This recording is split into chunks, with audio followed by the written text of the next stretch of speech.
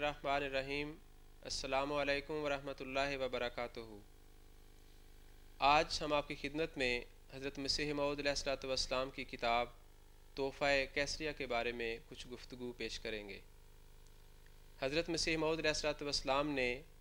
ये किताब मलका विक्टोरिया की डायमंड जुबली के मौका पर, जो कि जून 1897 में मनाई जा रही थी, मई 1897 में तसनीफ़ फरमाई और इस मौका से फ़ायदा उठाते हुए आपने हज़रत सल्लल्लाहु अलैहि वसल्लम की सदाकत और इस्लाम की तालीम की खूबियों का ज़िक्र बड़े अहसन रंग में मलका विक्टोरिया के सामने पेश करते हुए इस किताब को तसनीफ़ किया। इस किताब में हुज़ूर अक़दस ने किन मज़ामीन पर किस रंग में रोशनी डाली, इस पर गुफ्तगू करने के लिए हमारे साथ तशरीफ़ फरमा है मोहतरम फ़रीद अहमद नवीद साहिब और मोहतरम मौलाना मुबशर अहमद साहब कारनून। काउंसलर साहब, से पहले आपकी खिदमत में ये गुजारिश है कि हज़रत मसीह मऊद अलैहिस्सलाम ने अपनी इस किताब में दो उसूल बयान फरमाए हैं, जिनके बारे में आपने फरमाया है कि ये बनी नौ इंसान के लिए मुफीद हैं और सुलह और अमन के लिए इन पर अमल करना ज़रूरी है। तो हुजूर ने जो पहला उसूल इसमें बयान फरमाया है वो क्या है? हज़रत मसीह मऊद अलैहिस्सलाम ने मलका विक्टोरिया की हुकूमत के 60 साल गुज़रने पर जो जश्न पूरी हुकूमत बरतानिया की नवाबादियात में मनाया जा रहा था, उस खुशी के मौके पे हुजूर ने मुनासिब समझा कि मैं उसे इस्लाम का पैगाम पहुंचाऊं, और हुजूर ने बड़ी हिकमत के साथ इस बात का इंतखाब फरमाया कि मलिका हुक्मरान है, उससे अगर मैं कोई बारीकी के मसाइल बताऊं तो उस पर कान नहीं धरेगी। इसलिए हुक्मरान को जिन चीज़ों से दिलचस्पी हो सकती है, उन चीज़ों और मज़ामीन के बारे में मैं उसके सामने कुरान करीम की सच्चाई और इसकी तालीम का हुस्न पेश करूं तो उसका दिल खुद ब खुद इस्लाम की जानिब खिंचाएगा। चुनांचे हुजूर ने फरमाया कि कुरान करीम ने अमन और सुलहकारी की फ़ज़ा पैदा करने के लिए एक बड़ा ही शानदार उसूल पेश किया है, और फरमाया कि हमारे तमाम मुखालिफ जो इस्लाम के मुनकरीन में शामिल हैं, वो इस अमन और सुलहकारी के कुरान करीम के पेश करदा उसूल के कायल नहीं हैं। इसलिए उनसे तो इस किस्म की सुलहकारी की, अमन व आश्ती की तालीम की तवक्को रखना वो फजूल बात है। हुजूर ने फरमाया कि कुरान करीम हमें यह बताता है कि वो तमाम अम्बिया जिन्होंने किसी भी ज़माने में, किसी भी मुल्क में, किसी भी इलाके में, किसी भी कौम में यह दावा किया कि हमसे खुदा हम कलाम होता है, उसने हमें दुनिया की इस्लाह के लिए खड़ा किया है, खुदा की वही इल्हाम का हम पे नुज़ूल होता है, और उस दावे के बाद खुदा ताला ने उनके दावे को दुनिया में सरसब्जी दी, उनकी मुसलसल ताईद व नुसरत फरमाई, और करोड़ हा दिलों में उनकी अज़मत, उनकी महब्बत, उनकी कबूलियत को फैला दिया। हुजूर ने फरमाया कि ये चीज़ ऐसी है, ये ऐसा शानदार रसूल कुरान करीम ने पेश किया है कि जिसकी बिना पे हम तमाम अक़वाम के मुक़द्दस और पेशवा और अम्बिया की सच्चाई का दिल से इकरार करते हैं और उनकी महब्बत, उनकी अज़मत का एहतराम करते हैं।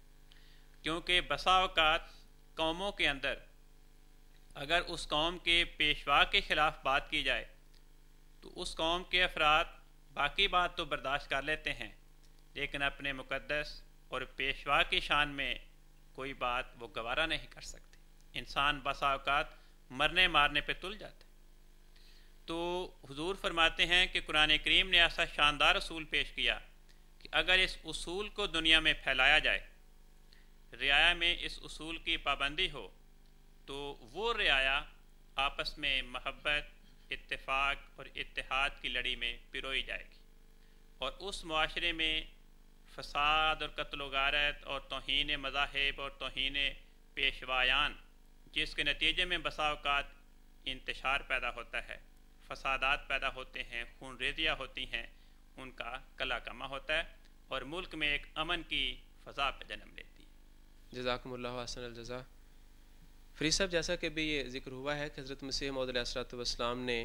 یہ بہت ہی ایک خوبصورت اور امن اور سلوک پیدا کرنے والا اصول جو ہے اس کا ذکر فرمایا ہے کہ دنیا میں جس قدر بھی مذہب ہیں وہ ہم یہ سمجھیں کہ وہ خدا تعالیٰ کی طرف سے ہی ابتداءً تھے اور سچے تھے۔ تو اس پر یہ ایک سوال پیدا ہوتا ہے کہ پھر ان مذاہب میں کیوں طرح طرح کی مخلوق پرستی اور اس طرح کے توحید کے خلاف عقائد جو ہیں وہ گھر کر گئے؟ پھر اس بارے میں حضرت مسیح موعود علیہ الصلوۃ والسلام نے تحفہ کیسریہ، جس کتاب کا آج پروگرام ہم پیش کر رہے ہیں، اس میں ذکر کیا ہے، اور جیسا کہ کالوں صاحب نے بھی بیان کیا کہ پہلا اصول ہی حضور نے یہ بیان کیا کہ تمام انبیاء جو اس دنیا میں آئے وہ سچے انبیاء تھے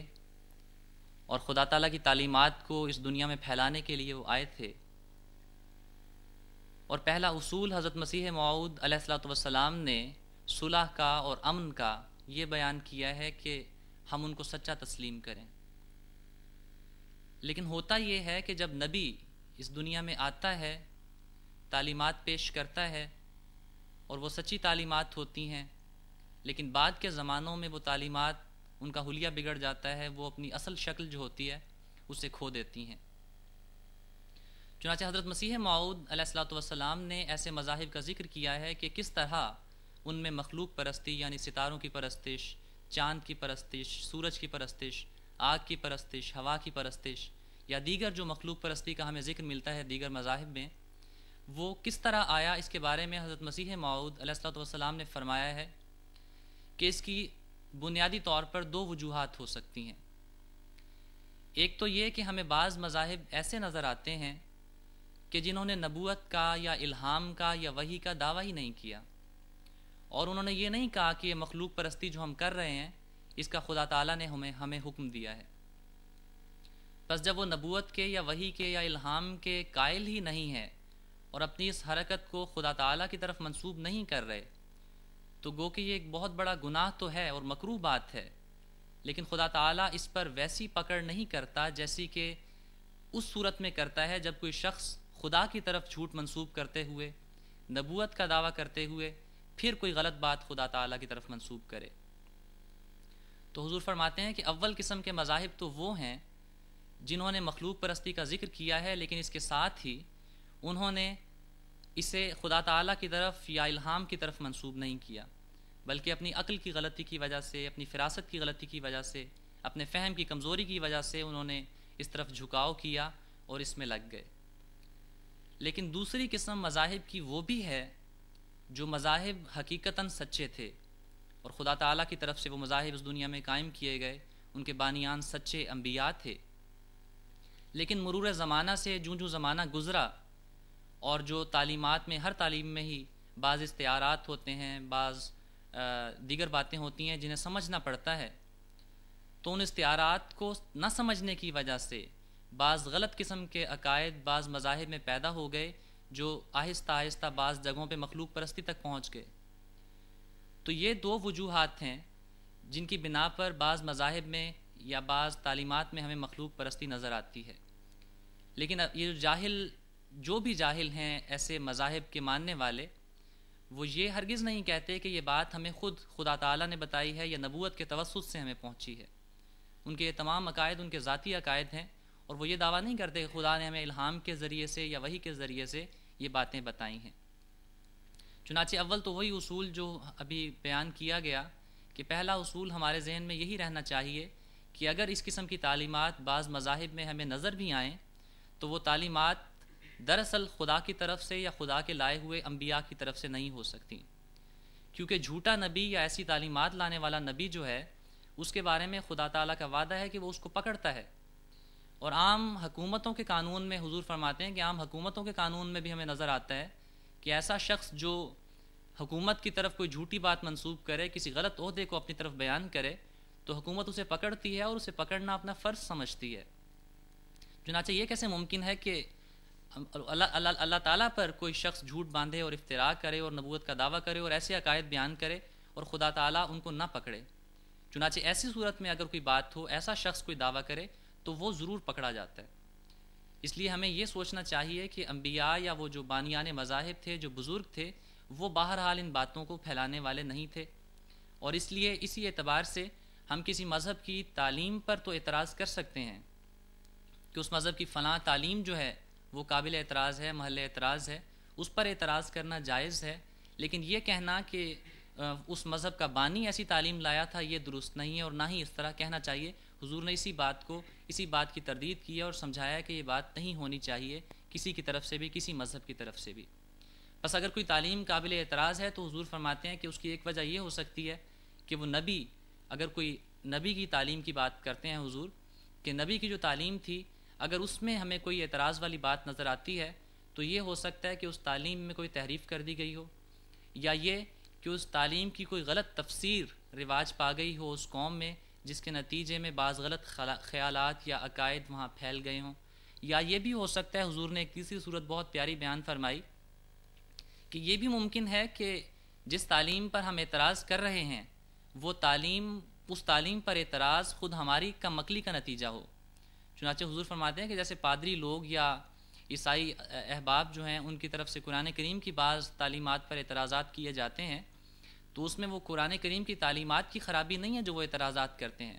بلکہ ان کی اپنی کم عقلی ہے اور وہ خود اس بات کو سمجھ نہیں پاتے، جس کی وجہ سے وہ اس پر اعتراض کر دیتے ہیں. اور بعض باتیں ایسی باتیں قرآن کریم کی جو بائبل میں بھی موجود ہیں، وہ اپنی کم علمی کی وجہ سے ان باتوں پر بھی اعتراض کر دیتے ہیں. اس لیے تمام باتیں ذہن میں رہنی چاہیے کہ مذاہب میں جو مخلوق پرستی ہمیں نظر آتی ہے وہ در حقیقت خدا تعالیٰ کی طرف سے یا انبیاء کی طرف سے لائی ہوئی نہیں ہے، بلکہ بعد کے زمانوں میں پیدا شدہ یہ چیز ہے. جزاکم اللہ حسن الجزا.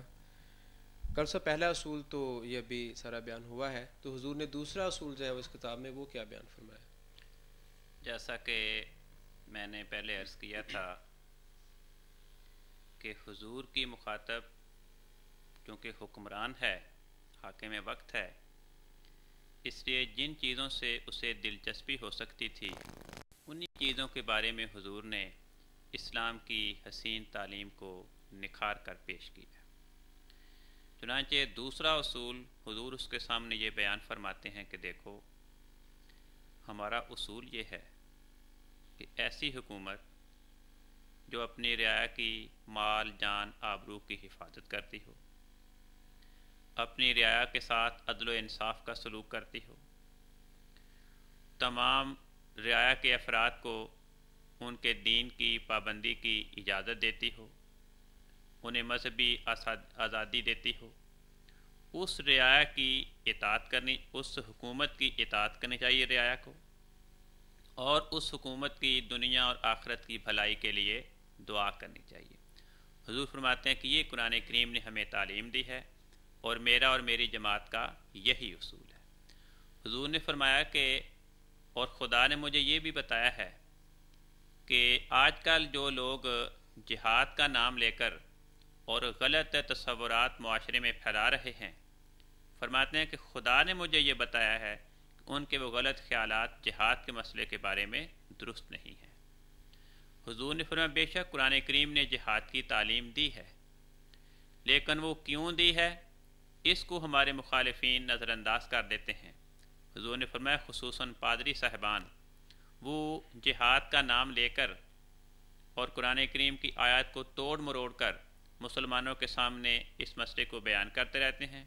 اور عام جاہل عوام اور نواقف مسلمان سمجھتے ہیں کہ شاید یہی قرآن کریم کی تعلیم ہے. تو اس میں پادریوں کا بھی قصور ہے کہ وہ اسلام کو بدنام کرنے کے لیے اس مسئلے کو غلط انداز میں پیش کرتے ہیں، اور مسلمانوں میں سے بعض لوگ جو اپنی ناواقفی کی بنا پر، کم علمی کی بنا پر پادریوں کے تصورات کو قرآنی تصورات سمجھ کر اس پہ کار بند ہونا شروع کر دیتے ہیں. حضور نے فرمایا بے شک قرآن کریم نے جہاد کی تعلیم دی، لیکن سوال یہ کہ کن کے بارے میں دی. حضور فرماتے ہیں کہ قرآن کریم نے یہ اصول پیش کیا کہ وہ لوگ جنہوں نے ناحق مسلمانوں کو تلواروں سے قتل کیا تھا، انہیں طرح طرح کی ایذائیں دی تھی، ان کی مذہبی آزادی کو سلب کر لیا تھا، انہیں دکھ دیے تھے، ان پہ مظالم کی بوچھاڑ کی تھی، تو وہ اپنے ان حرکات کی بنا پر وہ قتل کی سزا کے مستحق ہو گئے تھے۔ تو قرآن کریم نے فرمایا کہ وہ لوگ جنہوں نے مسلمانوں کے خلاف تلوار اٹھائی ہے انہیں تلوار سے عذاب دیا جائے، تلوار سے انہیں ہلاک کیا جائے۔ اور یہ ایسی بات ہے کہ پادری اس بات کو تو پیش کرتے ہیں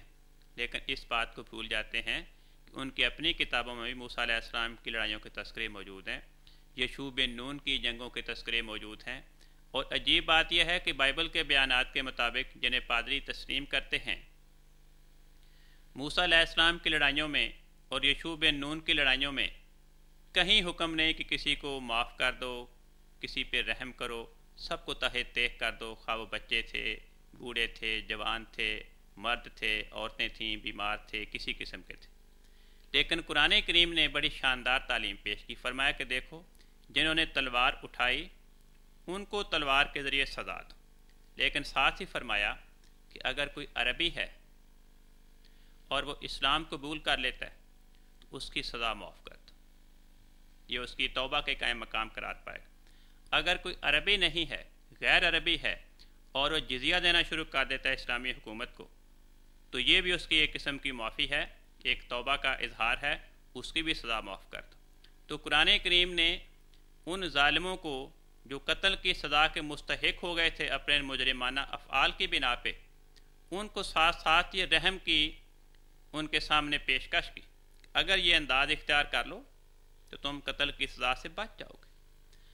تو قرآن کریم فرماتا ہے کہ دیکھو یہ ایسی چیز ہے۔ حضور فرماتے ہیں کہ ہم اس اصول پہ کار بند ہیں، اور قرآن کریم ہمارے سامنے یہی تصور پیش کرتا ہے۔ حضور نے فرمایا کہ آج کل بعض لوگ یہ تصور پیش کر رہے ہیں کہ جی آخری زمانے میں مسلمانوں میں خونی مسیح آئے گا، خونی مہدی آئے گا، وہ تمام غیر مسلموں کو قتل و غارت کرے گا۔ حضور نے فرمایا کہ یہ بات درست نہیں ہے، ایسا تصور قرآن کریم کی تعلیمات کے خلاف ہے۔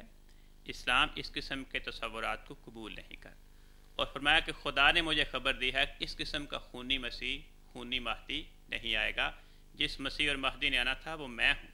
اور میں تلوار کے ساتھ خون ریزی کرنے نہیں آیا، میں تو محبت کے ساتھ، پیار کے ساتھ، دلائل کے ساتھ، آسمانی نشانات کے ساتھ اسلام کی تعلیم دنیا کے سامنے پیش کرنے آیا ہوں۔ اور حضور فرماتے ہیں کہ جب سے میں نے یہ دعویٰ کیا مولوی لوگ وہ میرے مخالف ہو گئے۔ تو اس طرح حضور نے اس حکمران کے سامنے اسلام کی یہ تعلیم پیش کی ہے کہ جس کے یہ دونوں اصول ایسے ہیں کہ ان دونوں اصولوں کے ذریعے اسلام کی تعلیم وہ بڑی شاندار انداز سے اس کے سامنے پیش ہوتی ہے۔ ایک حکمران کے لیے اسی بات سے دلچسپی ہوتی ہے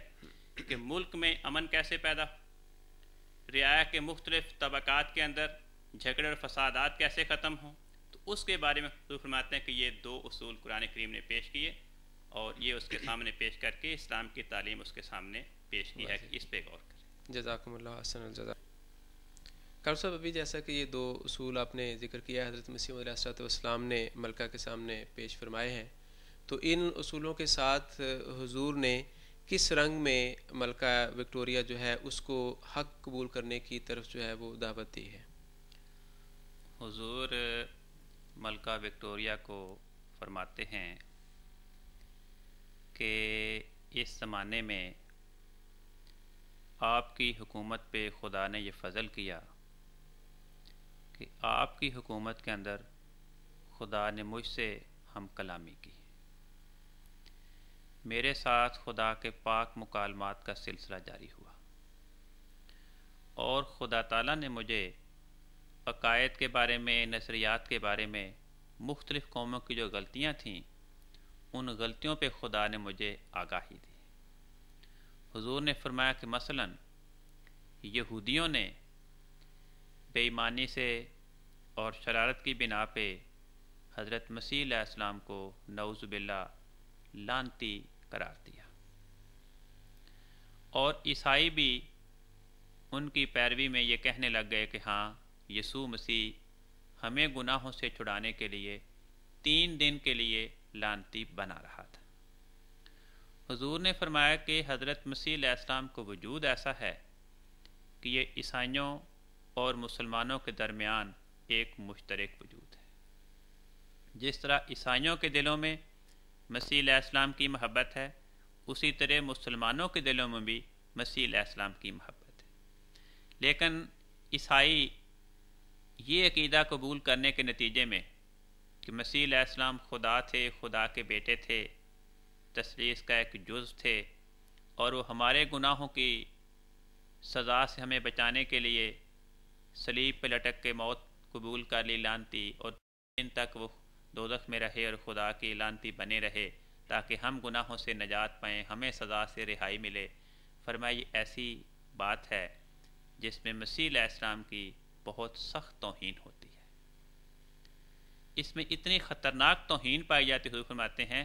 کہ میں ملکہ وکٹوریہ کی خدمت میں یہ تجویز پیش کرتا ہوں کہ وہ اس کی تحقیق کریں۔ بڑے بڑے فاضل علماء سے لغات ان کے سامنے رکھ کر، خصوصاً عربی لغات اور عبرانی لغات، لعنت کے مفہوم کی تفتیش کریں، اس کا مفہوم کیا ہے۔ حضور فرماتے ہیں کہ لعنت کے معنی ہے خدا سے دور ہونا، کسی کے دل کا خدا کی محبت اور اس کے قرب سے محروم ہونا، اور ایمان اور عرفان ان باتوں سے اس کے دل کا خالی ہونا، بے ایمانی، گناہوں اور تاریکی میں اس کا ملوث ہونا۔ فرمایا یہی وجہ ہے کہ شیطان کو لعین کہا جاتا ہے۔ حضور نے فرمایا کہ اب مسیح علیہ السلام کے بارے میں یہ تصور قائم کرنا کہ اس نے ہمیں گناہوں سے بچانے کے لیے خود نعوذ باللہ بے ایمانی قبول کر لی، اور اس کا دل خدا کا نافرمان بن گیا، اور وہ شیطان کا محبوب اور شیطان کا پیارا بن گیا، اور خدا کی محبت، خدا کی قربت سے محروم ہو گیا، خدا کی درگاہ سے دھتکارا گیا۔ حضور فرماتے ہیں اس سے بڑھ کر مسیح علیہ السلام کی شان میں گستاخی کوئی نہیں ہو سکتی۔ چنانچہ حضور فرماتے ہیں کہ اے ملکہ دیکھ، پیلاطوس کے سامنے یہ پیش ہوا مسیح علیہ السلام کے یہودیوں کی طرف سے صلیب پہ لٹکانے کا معاملہ، اسے صلیب پہ مار دے۔ تو پیلاطوس نے یہودیوں کی خاطر ایک مجرم کو چھوڑ دیا تھا جو سزا کا مستحق تھا۔ حضور فرماتے ہیں کہ میں تجھے یہ کہتا ہوں کہ تو پیلاطوس سے بڑھ کے نیکی کا نمونہ دکھا، تو مردانہ ہمت کا مظاہرہ کر، اور تو یہ کر کہ تو اپنی بادشاہت کے 60 سال تک جاری رہنے پر خدا کے شکرانے کے طور پہ یسوع مسیح کو اس لعنتی داغ سے بچا دے، اور یسوع مسیح کے بارے میں اس لعنتی عقیدے اور اس توہین پر مشتمل عقیدے سے اپنی جان کو چھڑا، اس کی تفتیش کر، اور تو ملک میں اس غلطی کی اصلاح کر، اس کا ازالہ کر۔ حضور نے فرمایا کہ مجھے خدا تعالیٰ نے مجھ پہ یہ بھی انعام کیا کہ میں نے کئی مرتبہ عین بیداری کی حالت میں، جو کشف کا اعلیٰ ترین مرتبہ ہے، کشفی طور پر یسوع مسیح سے کئی مرتبہ ملاقات کی، اور میں نے دیکھا کہ یسوع مسیح تثلیث کے عقیدے سے، کفارے کے عقیدے سے، صلیبی موت کے عقیدے سے، ابنیت مسیح کے عقیدے سے بہت متنفر اور بیزار ہیں، اور اس نے مجھے کہا کہ میں ان عقائد سے بیزار ہوں۔ اس نے مجھے پیغام دیا کہ تو دنیا کو سمجھا کہ میرے بارے میں اس قسم کے خطرناک عقائد کو اختیار نہ کریں، ان عقائد کا پرچار نہ کریں۔ تو حضور فرماتے ہیں کہ اے ملکہ، میں یسوع مسیح کے سفیر کی حیثیت میں تمہیں کہتا ہوں کہ تم یسوع مسیح کے بارے میں اس قسم کے لعنتی عقائد اور خیالات کو خیر بات کہتا ہوں، اور تم اس رعایا پر بھی احسان کرو، اور یسوع مسیح کی عزت کو بھی دنیا میں قائم کرو۔ اس کی عزت کے قیام کا یہی ذریعہ ہے کہ اسے اس قسم کے لعنتی موت سے آزاد تسلیم کیا جائے، اور یہ کہا جائے کہ یہ کہنا کہ یسوع مسیح 3 دن کے لعنتی بنا رہا، یعنی اس کے اندر، اس کے دل میں بے ایمانی کی تاریکی پیدا ہو گئی، حالانکہ جو نور ہے، جس کو خدا نے دنیا کی اصلاح کے لیے مقرر فرمایا، جو کو خدا کا پیارا اور مقرب تھا، اس کے بارے میں ہم یہ کہیں کہ وہ نور خود تاریکی کا شکار ہو گیا۔ وہ جو دنیا کو نیک بنانے آیا، جو دنیا کو خدا کا محبوب بنانے آیا، وہ خود شیطان کا محبوب بن گیا اور خدا کی درگاہ سے دھتکارا گیا۔ اس سے بڑھ کے مسیح کی شان میں گستاخی نہیں ہو سکتی۔ حضور نے فرمایا کہ دیکھو، اگر کوئی طالب حق نیت کی صفائی کے ساتھ میرے پاس کچھ مدت رہے اور وہ یسوع مسیح سے کشفی طور پہ ملاقات کرنا چاہے، تو میں اس سے وعدہ کرتا ہوں کہ میرے پاس میری صحبت میں رہنے کے نتیجے میں کچھ مدت تک میری دعا سے اور میری توجہ کی برکت سے وہ بھی یسوع مسیح سے کشفی طور پہ ملاقات کر سکے گا اور یسوع مسیح سے ان باتوں کے بارے میں پوچھ سکے گا، ان سے باتیں کر سکے گا،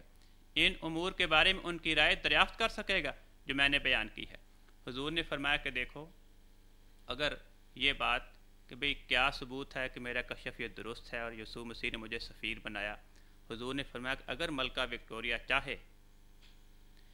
تو اگر وہ یہ میرے ساتھ وعدہ کرے، اگر خدا نے کوئی نشان دکھایا تو میں تیرے اس پیغام کو قبول کروں گی اور ان غلط اور مسیح علیہ السلام کی توہین پہ مشتمل عقائد کو خیر بات کہہ دوں گی اور سچے عقائد کو قبول کروں گی۔ تو فرمایا اس وعدہ کرے تو میں خدا کی بارگاہ میں دعا کروں گا، خدا تعالیٰ انہیں کوئی نشان دکھائے گا، لیکن دکھائے گا اپنے ارادے کے موافق، اور وہ نشان فوق العادت ہوگا، اس کے اندر عظمت الہی ہوگی۔ اور حضور نے فرمایا کہ میں اس بات کا بھی اقرار کرتا ہوں کہ اگر 1 سال تک میرے ذریعے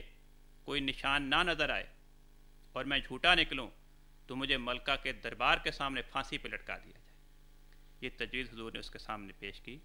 اور ساتھ ہی فرمایا کہ میں ایک اور تجویز بھی پیش کرنی چاہتا ہوں، وہ یہ کہ یورپ میں، برطانیہ میں پادریوں کی طرف سے اسلام کے بڑی بھیانک تصویر پیش کی جاتی ہے۔ تو ملکہ وکٹوریہ جس طرح کے رومی کیسر روم، جو تیسرا کیسر روم تھا، اس نے اپنے دربار میں سے توجہ پیدا ہوئی اور مسیح علیہ السلام کی خدائی کے قائل فرقے میں اور مسیح علیہ السلام کی خدائی کا انکار کرنے والے فرقوں میں اپنے دربار میں بلا کے بڑے بڑے علماء کی بحث کرائی، اور اس دونوں فریقین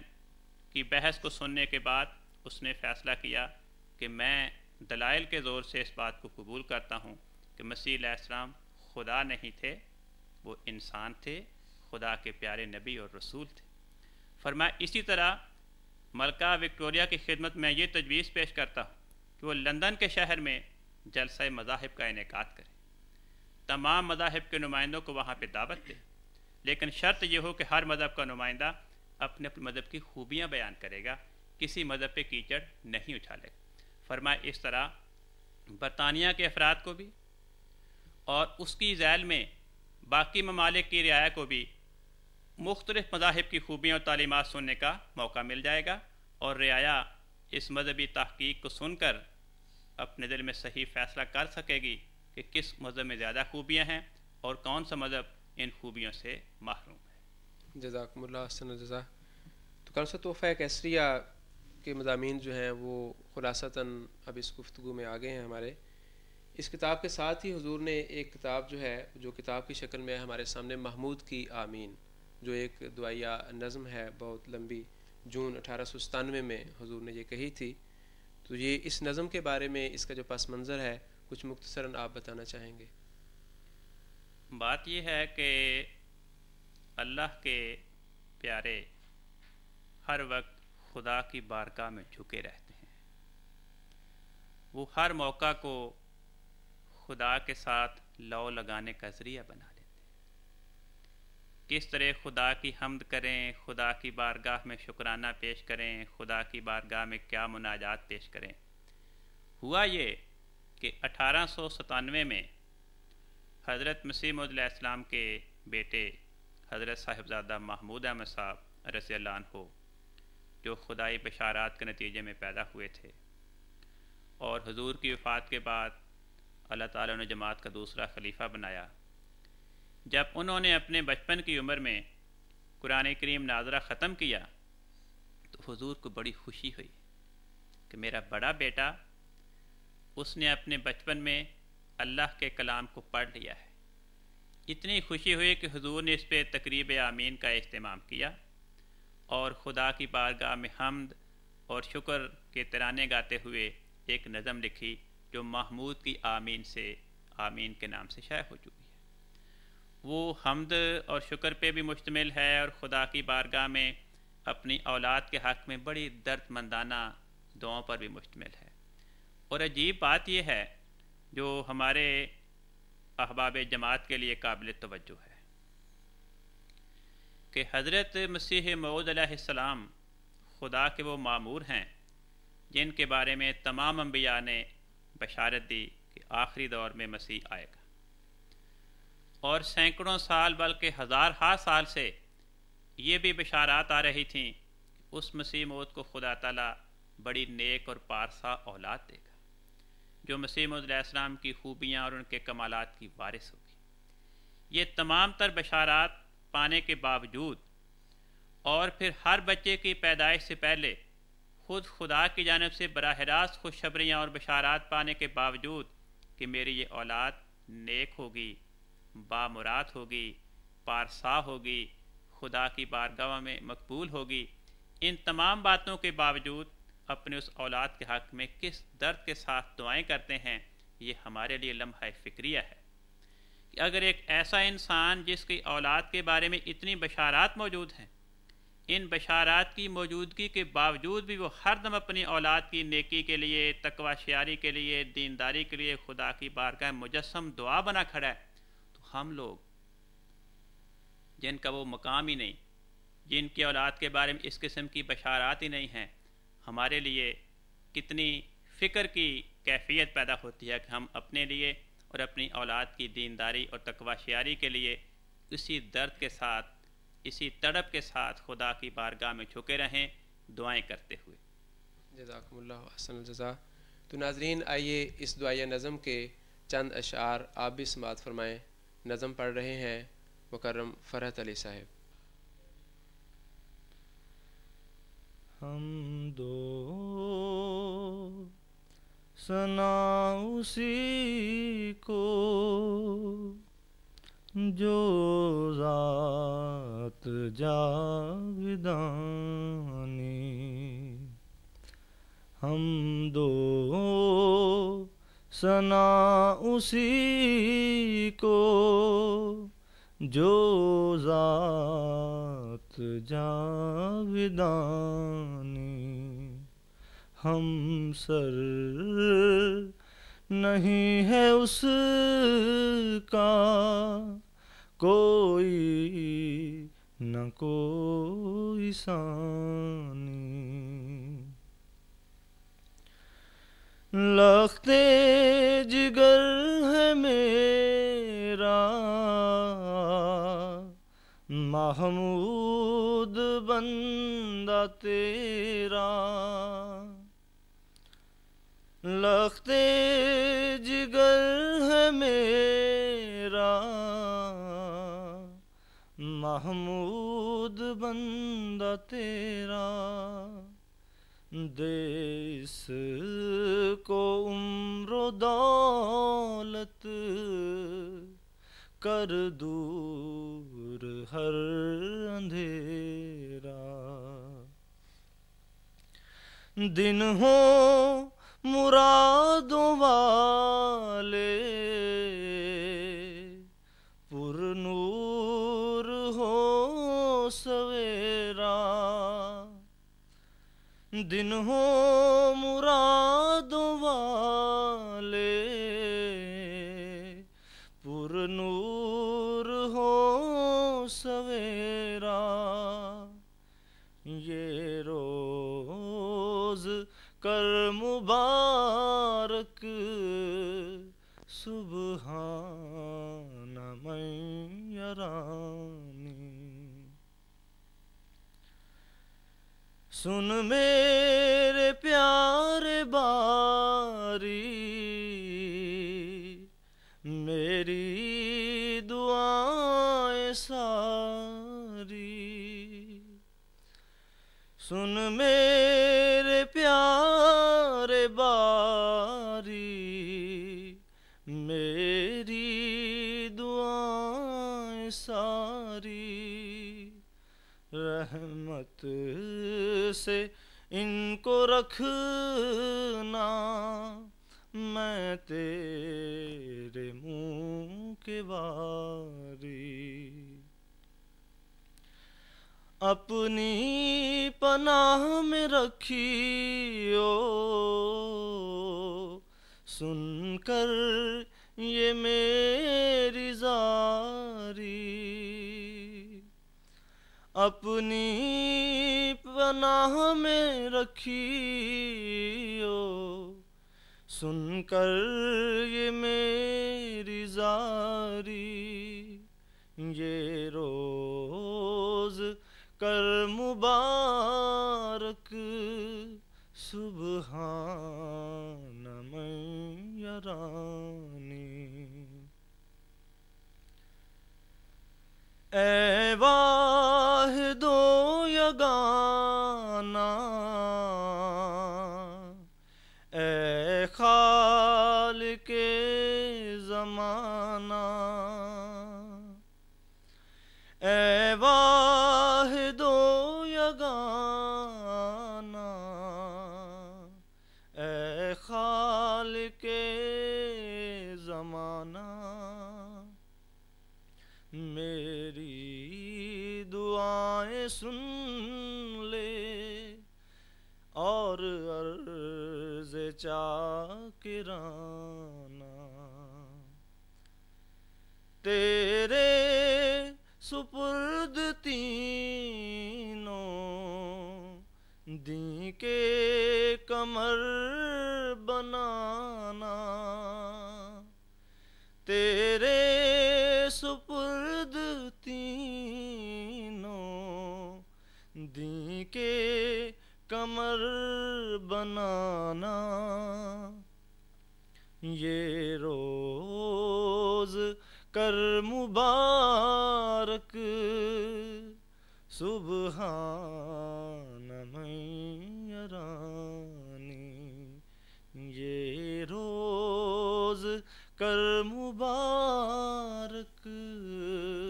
سبحان من یرانی۔ جزاکم اللہ احسن الجزا۔ تو آپ دونوں بزرگوں کا بھی بہت بہت شکریہ کہ آپ تشریف لائے اور آپ نے حضرت مسیح موعود علیہ الصلوۃ والسلام کی کتاب تحفہ کیسریہ کے بارے میں ہمارے ناظرین کو کچھ آگاہی بخشی۔ تو ناظرین، اسی کے ساتھ ہمارا یہ پروگرام ختم ہوتا ہے۔ اگلے پروگرام تک کے لیے ہمیں اجازت دیں۔ اللہ حافظ۔